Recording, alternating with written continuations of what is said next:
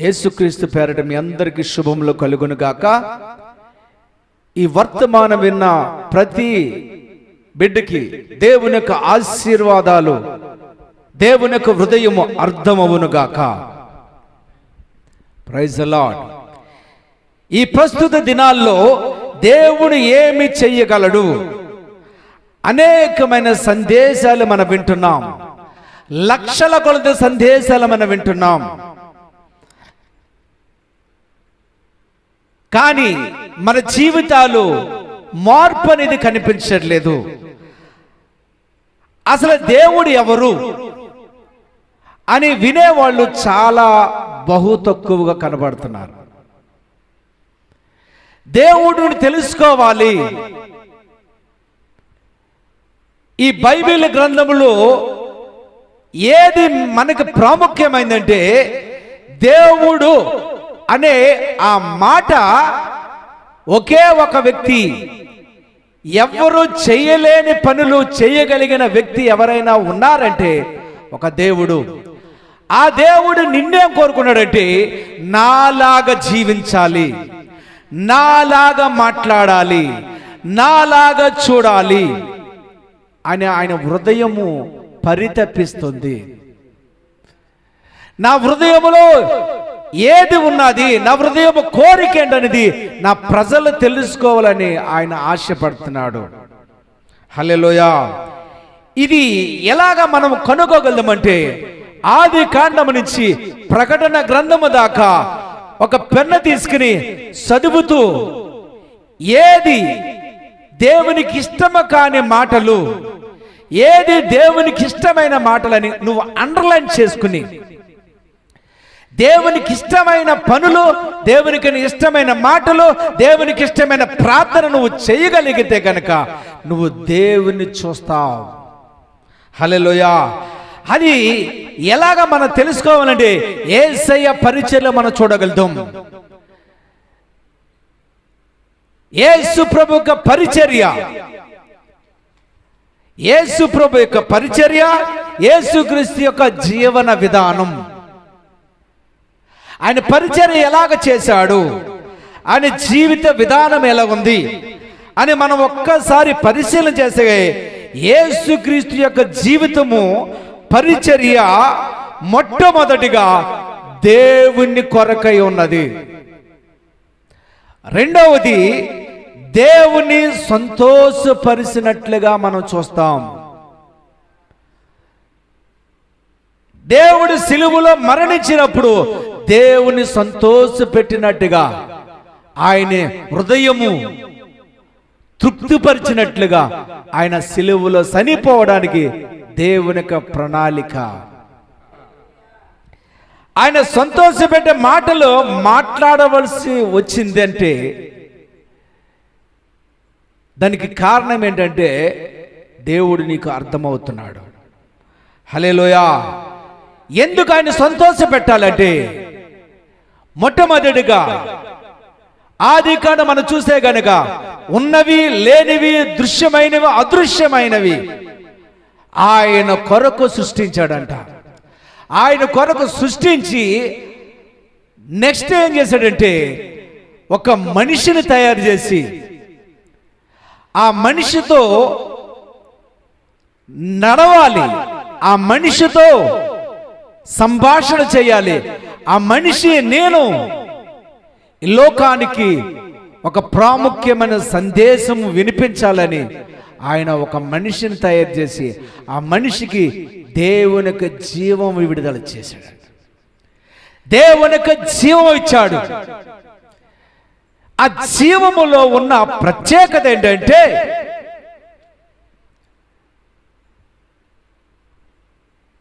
ఆ జీవములో ఏమున్నదంటే పాపం అనేది కనిపించట్లేదు. ఆ జీవములో అసూయ కనిపించట్లేదు. ఆ జీవములో ఇతరులను నిందించడం కనిపించట్లేదు. ఆ జీవం ఎప్పుడు కూడా తండ్రి తండ్రి తండ్రి. హల్లెలూయా. దేవుని స్తోత్రము కలుగును గాక. హల్లెలూయా. దేవుని నామ స్తోత్రం. ఇది యేసు ప్రభు పరిచర్య చూస్తే గనుక ఆయన ప్రతి ప్రార్థన, ప్రతి మాట నా తండ్రి పని చేస్తున్నాను, నా తండ్రి ఏదైతే చెబుతున్నాడో అదే నేను చేస్తున్నాను. హల్లెలూయా. నేను చెప్పే ఈరోజు దేవుని యొక్క వాక్యం ఏంటంటే, మన హృదయం దేవుని హృదయము కలిసి ఉండాలి. అప్పుడే ఆయన హృదయం ఏంటో మనం అర్థం చేసుకోగలుగుతాం. ఈ మొట్టమొదటిగా మోషే ఎర్ర సముద్రాన్ని 2 పాయలుగా చేశాడు. ఆ అద్భుతం చూసి ప్రజలు చాలా సంతోషించారు. వాళ్ళ దారిని వెళ్ళిపోయారు, మంచిది. కానీ మోషే ఆ చేసిన అద్భుతాలు చూసి సంతోషపడలేదు. కానీ దేవుని మార్గాలు ఎప్పుడైతే చెప్పడం ప్రారంభించాడో అప్పుడు దేవుడు సంతోషపడ్డాడు. ఈరోజు దేవుడు ఏది చెప్పేది అది మనం ఎప్పుడైతే వింటామో దేవుని హృదయాన్ని మనం సంతోషపడతాం. దేవుని హృదయాన్ని సంతోషము కలిగించేలాగా మనం జీవిస్తాం. దేవుని నీ పరిచయం అవ్వచ్చు, నీ పిల్లల పట్ల అవ్వచ్చు, నీ ధనం అవ్వచ్చు, నీ ఆరోగ్యం అవ్వచ్చు, నీ యొక్క ఉద్యోగం అవ్వచ్చు, అది దేవుని సంతోషపరిచినట్టుగా ఉండాలి.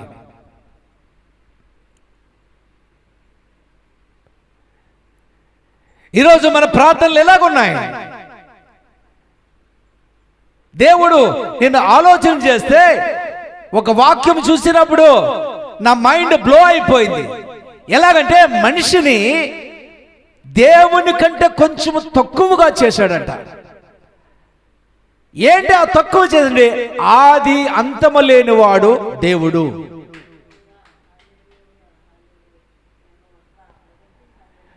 మనిషికైతే ఆది ఉన్నది కానీ అంతము లేకుండా లేడు, అంతమున్నది. దేవుని నామ స్తోత్రము కలుగును గాక. ఎలాగా చేశాడంటే మనకి చేసిన మైండ్ సెట్ చూడండి. దేవునికి ఎలాంటి అయితే మైండ్ ఉన్నదో అదే మైండ్ ఆదాములో పెట్టాడు. ఎలాగ మనము కనుగొంటే ఆయన జీవం వచ్చినప్పుడు ఆయన మైండ్ వచ్చింది, ఆయన జీవం అనేప్పుడు ఆయన ఆలోచనలు వచ్చాయి, ఆయన జీవం అనేప్పుడు ఆయన ఎలాగైతే చేస్తున్నాడో అన్నీ కూడా ఆదాము అలాగే చేస్తున్నాడు.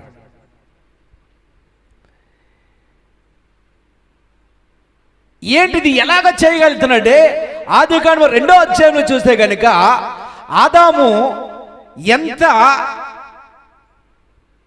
ప్రాముఖ్యమైన వాడో ఈ వాక్యములో మనం అర్థం చేసుకుంటాం.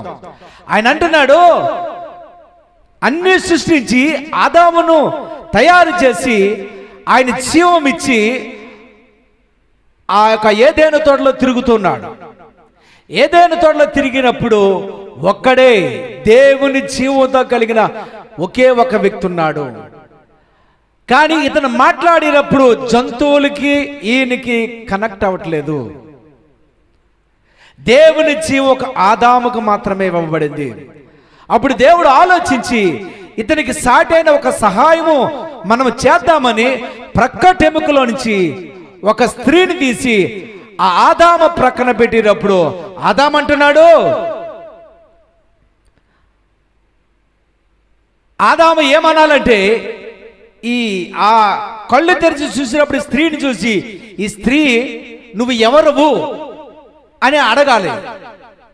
నువ్వు ఎవరమ్మా, ఎప్పుడు చూడలేదు, నువ్వు ఎలాగొచ్చావు, ఎక్కడి నుంచి వచ్చావు అడగాలి.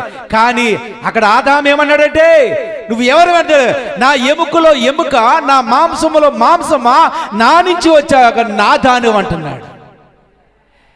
ఇది ఎలాగా సాధ్యం? ఇది వాక్య ప్రత్యక్షత నీకు ఎప్పుడైతే అర్థమవుతుందో నీవు యేసులాగా మారుతూ ఉంటావు. నీలో ఉన్న జీవము ఏమిటో నువ్వు గుర్తించినప్పుడు నీ నోటి మాటలు దేవుని వలె మాట్లాడతావు.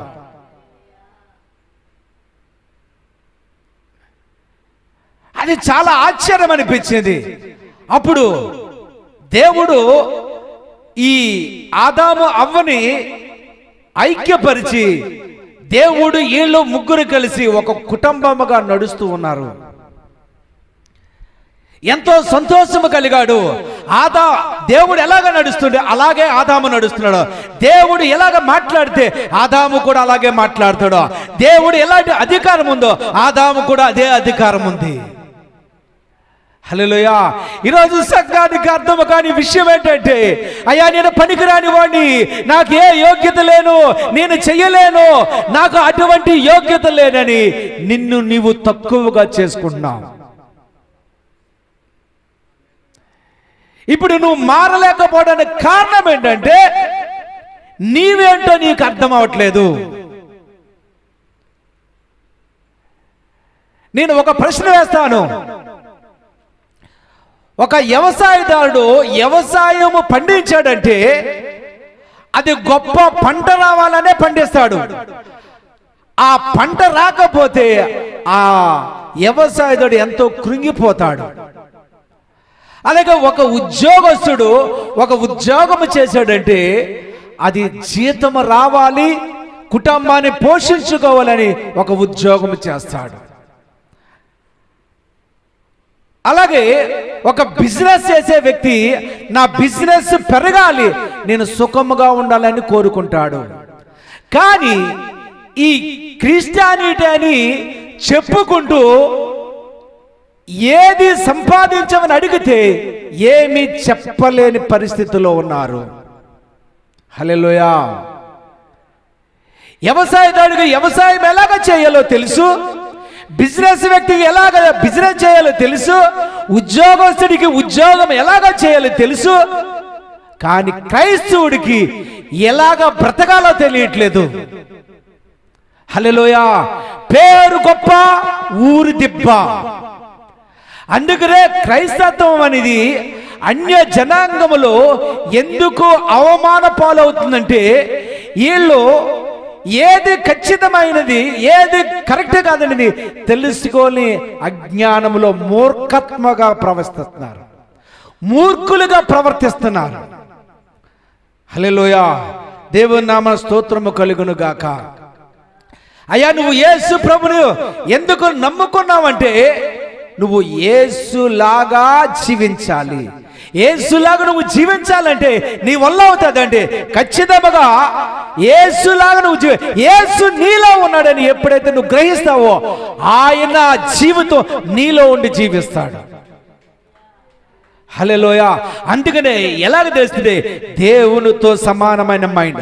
ఆ మైండ్ సెట్ ఎలా ఉంటుందంటే ఈరోజు ఏ శబ్దాలు మనం వింటున్నాం, ఏ యొక్క మాటలు మనం వింటున్నామంటే ఎలాగ వింటున్నాం? ఇది మనిషికి పంచేంద్రాలు ఇచ్చాడు.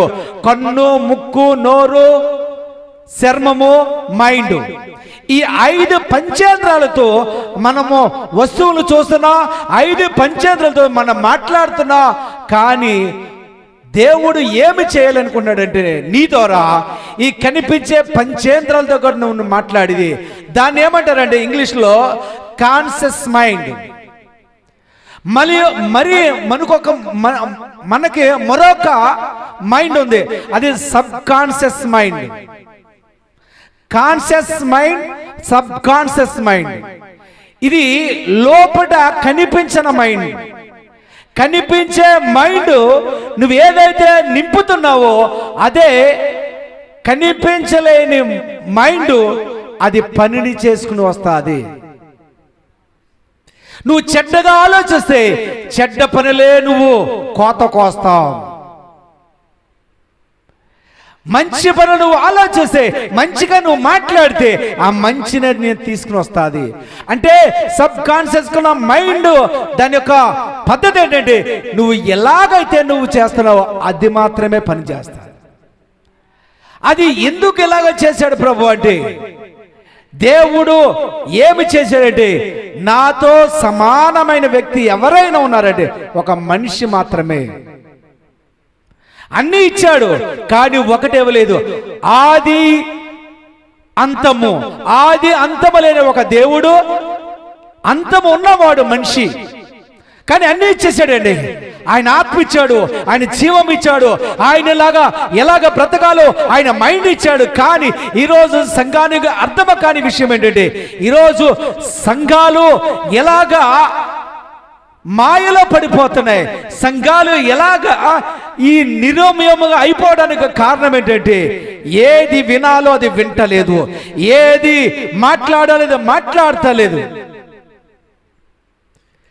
మందిరానికి వెళ్తున్నాం,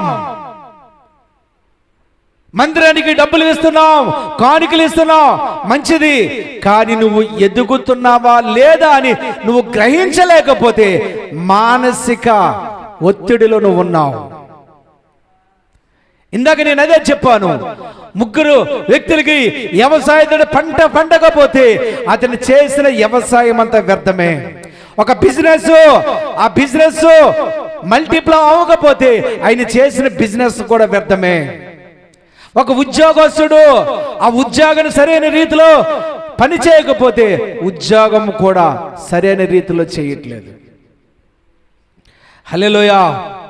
ఈరోజు దేవుడు కోరుకునేది ఏంటంటే, ఆయనలాగా నడవాలి, ఆయనలాగా మాట్లాడాలి, ఆయనలాగా చూడాలి.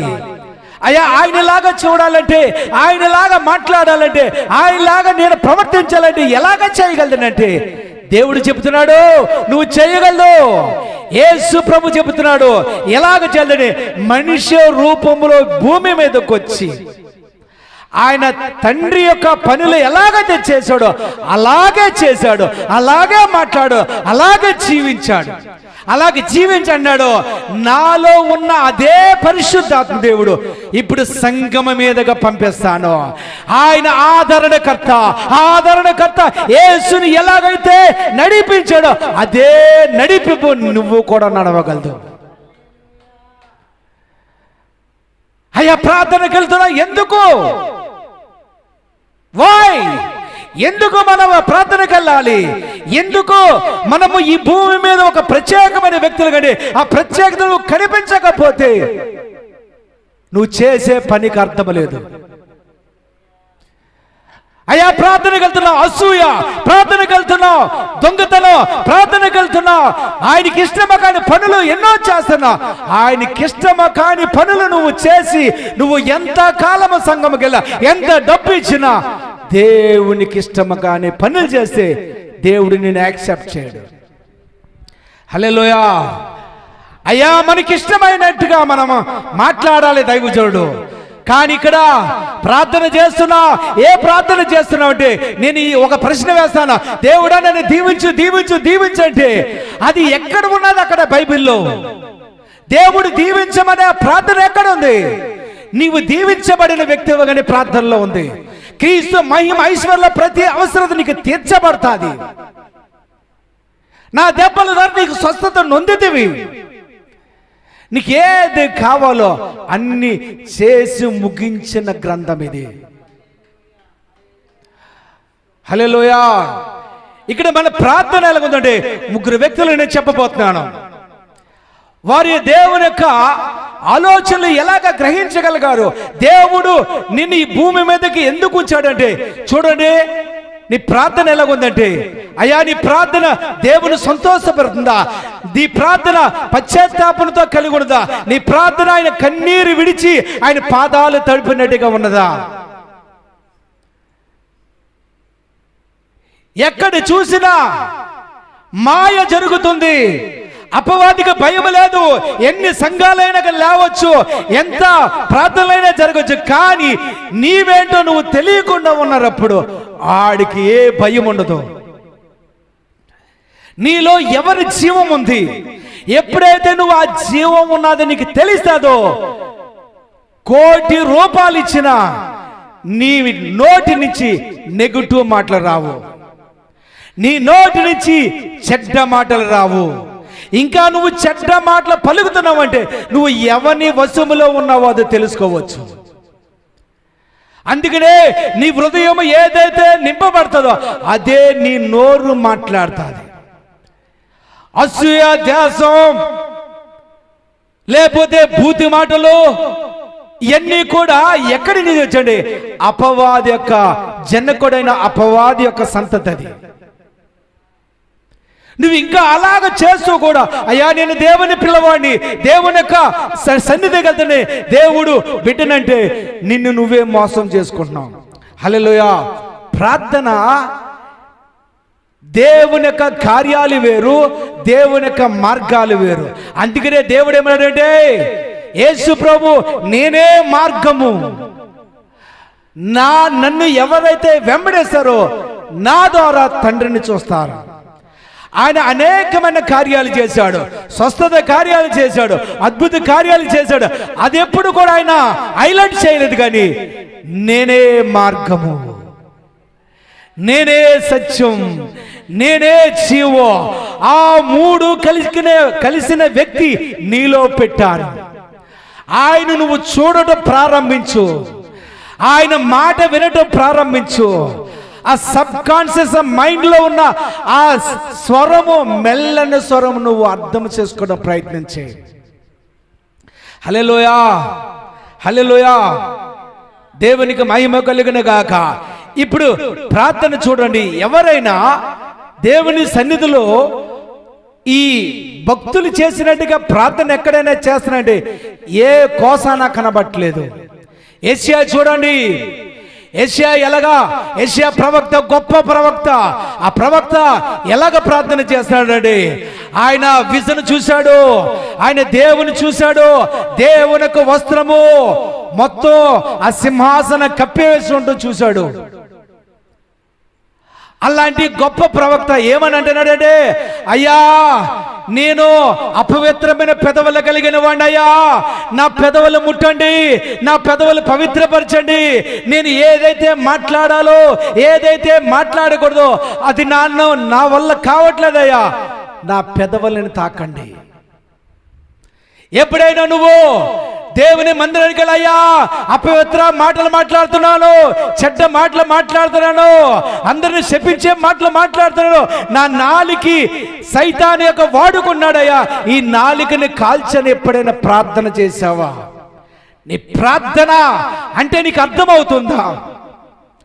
రెండవది, యెహెజ్కేలు ప్రార్థన చూస్తే, యెహెజ్కేలు చూసినప్పుడు చక్రము చూస్తున్నాడు, జరగబోయే విషయాలు చూస్తున్నాడు. ఆ యెషయా ప్రవక్త ఎలాగైతే చూశాడు అలాగే యెహెజ్కేలు కూడా చూస్తున్నాడు. జరగబోయే వాటి గురించి చూస్తున్నాడు. అలాగే అయ్యా నాకు జరగబోయే వాటి గురించి బయలుపరచు ప్రభువా, నేను ఏమి చేయాలో బయలుపరచు, నా పిల్లలు ఎలాగ ఉండాలో బయలుపరచు, నేను ఎలాగ నడవాలో బయలుపరచు. నువ్వు ఎప్పుడైనా ప్రార్థన చేస్తున్నావా? మూడో వ్యక్తి చూసి యోహాను పద్మాసి దీపంలో దేవుని యొక్క కార్యాలు చూస్తున్నాడు. ఏమి జరగబోతుందో, ఏమి జరుగుతుందో అన్నీ కూడా క్లారిటీగా చూస్తున్నాడు. ఇక ఇరిమియాని చూస్తే ఇరిమియా ఎలాగ ప్రార్థన చేశాడు? దేవా నా నోటిని తాకండవయ్యా, నా నోటిని తాకండి అని, నా నాలుకని తాకండి అంటున్నాడు. అప్పుడు దేవుడు ఆ ప్రార్థన అంగీకరించి ఇరిమియాని ఏమన్నాడు చూడండి, నా మాటలు నీ నోటులో పెట్టాను. ఇరిమియాలాగా మనం అనుకుంటా, అయ్యా నేను బాలున్నయ్యా, నా వల్ల ఏమీ కాదయ్యా, నేను పురుగుని, ధూళిని, దుమ్ముని, నేను పనికిరాని వాడని. నువ్వు ఎప్పుడైతే సెల్ఫ్ కాన్ఫిడెన్స్ లేకుండా నిన్ను నువ్వు నిందించుకున్నావో, నిన్ను పనికిరాని వాడుగా నీవే పతనం చేసుకుంటున్నావు. ఇలాగే ఇరిమియా కూడా ఏమన్నాడు, నేను బాలుడయ్యా, బాలుడు అంటే బాలుడు అనవద్దు, నా నోటి మాటలు నీ నోటిలో పెట్టాను, నేను చెప్పేది నువ్వు వెళ్ళి చేసాడే. ఆ ఇరిమియా ఇలపించాడు, ప్రార్థన చేశాడు, చెరలోకి వెళ్తున్నానని ప్రకటించాడు. ఇలాగా నెగటివ్ ప్రసంగాలు చేసేవాళ్ళు ఎక్కడ కనపట్లేదండి. సాఫ్ట్గా ఉండాలి. హల్లెలూయా, దేవునికి స్తోత్రము కలుగును గాక. దేవుడు ఈరోజు నువ్వు కోరుకునేది ఏంటంటే ఆయన హృదయాన్ని నువ్వు తెలుసుకోవాలి. ఆయన హృదయం ఎవరైతే తెలుసుకుంటారో ఆయన భారము వారి హృదయంలోకి నింపుతాడు. ఆయన హృదయాన్ని ఎవరైతే కనుగొంటారో ఆయన బరువు వారిలో పెడతారు. కఠినముగా ఉంటుంది, ఇది చాలా కఠినముగా ఉంటుంది. కానీ ఆ భారము మోసేవాళ్ళు కావాలి నాకు. ఈరోజు దేవుని యొక్క ఆ వాత్సల్యత, దేవుని యొక్క ప్రేమ అర్థం కావట్లేదు. ఎందుకంటే దేవుని సన్నిధిలో అయ్యా నిన్ను చూడాలయ్యా, అయ్యా నిన్ను చూడాలి. తండ్రి గురించి నువ్వు ఎలాగ బ్రతకావో ఈ భూమి మీదకి వచ్చి, తండ్రి యొక్క కార్యాలు ఎలాగ చేశావో, ఆయన మా కోసం సిలువ ఎలాగెక్కావో, ఆ భారం నాకు కావాలని దేవుని యొక్క ప్రత్యక్షత కొరకు మన ప్రార్థన చేసేవాళ్ళు తక్కువైపోరు. హల్లెలూయా. ఈరోజు నేను చెప్పే ఈ మాటలు ఏంటంటే, దేవుని పరిచర్య ఎలాగ చేశాడు, దేవుని జీవన విధానం ఎలాగుంది, యేసయ్య జీవితం ఎలాగుంది, యేసయ్య పరిచర్య ఎలాగుంది, ఆ పరిచర్య నీలో కనబడుతుందా, ఆ పరిచర్య నీలో జరుగుతుందా, అది ఒక్కసారి పరిశీలన చేసే. బైబిల్ పట్టుకుంటే వణికి వచ్చేస్తుంది, బైబిల్ పట్టుకుంటే భయం వస్తుంది, ప్రార్థనలోకి వెళ్తే వణికి వస్తుంది. కానీ నువ్వు వణకట్లేదే, భయపడట్లేదే, నువ్వు ఎక్కడ నువ్వు అపవాది వాడి యొక్క పక్షాన్ని నువ్వు చేరిపోయా.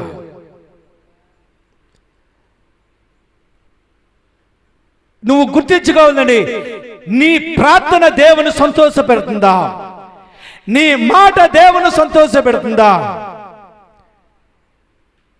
నువ్వు చేసే పనులు దేవునికి సంతోషం అవుతుందా. నీ పరిచర్య అవ్వచ్చు, లేకపోతే నువ్వు చేసే విధానం, జీవిత విధానం అవ్వచ్చు, దేవుని సంతోష పెట్టకపోతే అది శాపం.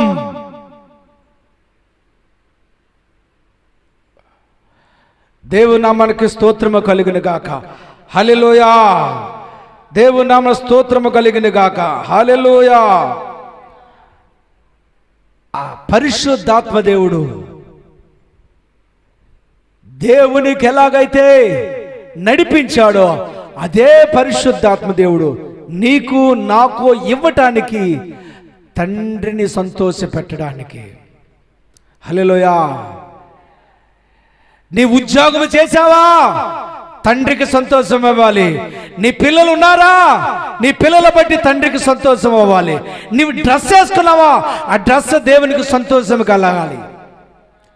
నీ పరిచర్య చేసావా, ఆ పరిచర్య దేవునికి సంతోషం కలగాలి. నువ్వు కానుకలు ఇచ్చావా, ఆ కానుకలు దేవునికి సంతోషముగా ఉండాలి. నువ్వు ఏ పని చేసినా దేవుని సంతోష పెట్టకపోతే నువ్వు క్రైస్తవుడు అనటం అది చాలా బాధాకరమైన విషయం అండి. హల్లెలూయా. నేను చెప్పేది ఏంటంటే, ఈ మాట చెప్పి నేను ముగించబోతున్నాను. యేసు ప్రభువుకున్న ఆ ప్రత్యేకత ఏంటంటే, దేవుడునున్న గొప్పతనం ఏంటంటే, మొట్టమొదటిగా ఆదాములో దేవుని జీవం పెట్టాడు. ఆ జీవం ఉన్నప్పుడు, మంచి మాటలు పలికేటప్పుడు, ఆయన దేవుని వైపు చూసేటప్పుడు, ఆ యొక్క ఏదైనా తోటలున్న ప్రతి ఒక్క జంతువు అన్నీ కూడా ఆదాముకు లోబడ్డాయి. ఎప్పుడైతే దేవుని మాట పక్కన పెట్టి అపవాది మాట వినటం ప్రారంభించాడో, శపించబడిన వాడుగా, వస్త్రాలు లేనివాడుగా, దిగంబరిగా అయిపోయాడు. దేవుని సంతోష పెట్టకపోతే నువ్వు దిగంబర జీవితం జీవిస్తున్నావు. అందుకనే దేవుడు ఈ సంఘముని ఎందుకు ప్రేమిస్తున్నాడంటే, మొట్టమొదటిగా ఆదాము ఎలాగైతే దేవునితో నడిచాడో అది నేను విడిచిపెట్టుకోలేను. దేవుడు ప్రేమ చూడండి, నువ్వు నన్ను విడిచిపెట్టేసి నువ్వు నాకు దూరముకున్నా, నువ్వు నాకు కావాలి అని ఓ భూమి మీదకి వచ్చి ఆయన రక్తము చిందించి ఆయన ప్రాణము పెట్టి మరలా ఆయన జీవమిచ్చి ఆయనలాగా నడవటానికి మనకి పని పూర్తి చేశాడు ఆయన. హల్లెలూయా. అయ్యా, ఈరోజు మత సంఘాలు, కుల సంఘాలు ఎందుకు వెళ్తున్నారంటే కారణం ఏంటంటే, నీవు ఎవరిని సంతోష పెట్టాలో నీకు అర్థం అవట్లేదు. నేను ఒక ప్రశ్న వేస్తాను, నేను ఈ మాటలు చెప్పి నేను ముగిస్తాను. వ్యవసాయదారుని అయ్యా వ్యవసాయం నువ్వు ఎందుకు వ్యవసాయం చేస్తానంటే, అయ్యా ఆ పంట బాగా పండించాలని వ్యవసాయం అని చెప్తాడు. వ్యవసాయం ఎందుకు చేస్తాడు? పంటను పండించడానికి. ఉద్యోగస్తులు ఎందుకు చేద్దండి? అయ్యా ఈ ఉద్యోగం కష్టపడి నా పిల్లలని పోషించుకోవడానికి ఉద్యోగ ధర్మం నేను చేస్తున్నాను. ఆ జీతం పట్టుకుని నా కుటుంబానికి పోషించుకోవడం. అలాగే బిజినెస్ ఎందుకు చేస్తానంటే, ఆ బిజినెస్ లో గొప్ప లాభాలు వచ్చి నేను గొప్ప ప్రత్యేకమైన స్థాయిలో ఉండాలని ఆయన చెప్తాడు. కానీ క్రైస్తుడు నువ్వెందుకు చేస్తానంటే, అయ్యా ఏమోనయ్యా తెలీదయ్యా అని అంటే, అది చెప్పడానికి కూడా ఎంత బాధకరంగా ఉందంటే, నీకు ఎలాగ అర్థమవుతాడు? అయ్యా ఇన్ని సంవత్సరాలు చేసి నువ్వు విడవబడితే దానికి ప్రతిఫలం ఏంటి? ఇంకా అయ్యా నేను కానుకలు ఇచ్చానయ్యా, అయ్యా నేను ముందు వరుసలో పాటలు పాడానయ్యా, అయ్యా బియ్యం ఇచ్చాను లేకపోతే డబ్బులు ఇచ్చానని నువ్వు అనొచ్చు. కానీ దేవుని నువ్వు సంతోష పెట్టుకుంటా దేవుని దగ్గర నువ్వు ఎలాగెళ్తావు? దేవుడు నీకు అర్థం అవ్వకుండా నువ్వు దేవుని దగ్గర ఎలాగెళ్ళగలవు? అది నీకు అర్థం అవ్వట్లేదు. ఎంత భయంకరమైన సంఘం, ఎంత భయంకరమైన స్థితిలో ఉందంటే, అయ్యా నువ్వు చనిపోయినప్పుడు ఎక్కడికి వెళ్తావంటే, ఏమోనయ్యా మరి ఇంకే నువ్వు ఎందుకు వెళ్తున్నావు? నువ్వు డబ్బులు వేస్ట్, నీ సంఘానికి వెళ్ళటం వేస్ట్. అందుకనే ఎలాగ పడితే అలాగ గుడ్డిగా మనం నమ్మద్దు. నీ పిల్లలు స్కూల్కి పంపించాలంటే కార్పొరేట్ స్కూల్లో చూస్తున్నావా? ఆ చదువు ఎలా ఉంటుందని చూస్తున్నావా? నీకు ఒక రోగం వస్తే ఆ రోగాన్ని ఏ డాక్టర్ తగ్గించగలండి? డాక్టర్లు వెతికి వెళ్తున్నావే. కానీ నీ ఆధ్యాత్మికమైన స్థితి దానికంటే ప్రాముఖ్యమైంది. నువ్వు ఎక్కడ ఏది చనిపోయినప్పుడు ఎక్కడికి వెళ్తావో తెలియకుండా నువ్వు ఉంటే మరి నువ్వు ఎందుకు వెళ్తున్నట్టు అని నేను ప్రశ్న వేస్తే ఆ ప్రశ్నకి సమాధానం చెప్పగలవా? హల్లెలూయా. అందుకనే దేవుని వాక్యం ఏమి చెప్తుందంటే, నీ హృదయము నిండే దాన్ని బట్టి నీ హృదయము మాట్లాడతా. నీ హృదయము దేవుని యొక్క మాటలతో నింపబడితే నువ్వు ఖచ్చితంగా చెప్పగలదు, నేను చనిపోయినప్పుడు సింహాసన ఆసీనుడైన ఆ యొక్క దేవుని కుడి పార్శ్వములో నేను ఉండగలదు నువ్వు చెప్పగలదు. కానీ ఇంకా అర్థం కావట్లే నా మాట. నేను ఏం చెప్పేది, నీ పరిచర్య ఉందా? నీ పరిచర్ని ప్రేమించకుండా దేవుణ్ణి తృప్తిపరిచే వాళ్ళు చాలా మంది ఉన్నారు. కానుకలు అవసరం లేదు, పరిచర్య పెరిగినా పెరగకపోయినా పర్వాలేదు. నీ పిల్లలు బట్టి నువ్వు దేవుణ్ణి బట్టి సంతోషించగలిగితే, బలా మంచి దాసుడా, బలా విశ్వాసి, నా కోసం నువ్వు ఇంత కష్టపడ్డావు, నీ రావాల్సిన ఆశీర్వాదాన్ని ఖచ్చితంగా ఇస్తానంటాడు దేవుని వాక్యం. సరిగా నా నీతి నా రాజ్యము నువ్వు వెతికితే కనుక నీకు ఏది కావాలో అది నువ్వు అడగకుండానే వేస్తాను. ఇది ఈరోజు ఈ పరిచర్య ఎక్కడ జరగట్లేదండి. మనిషి పాడైపోతున్నాడు. చర్చిలకు వెళ్తున్నారు కానీ మాట విధానం మారట్లేదు. చర్చిలకు వెళ్తున్నారు, మార్పు రావట్లేదు.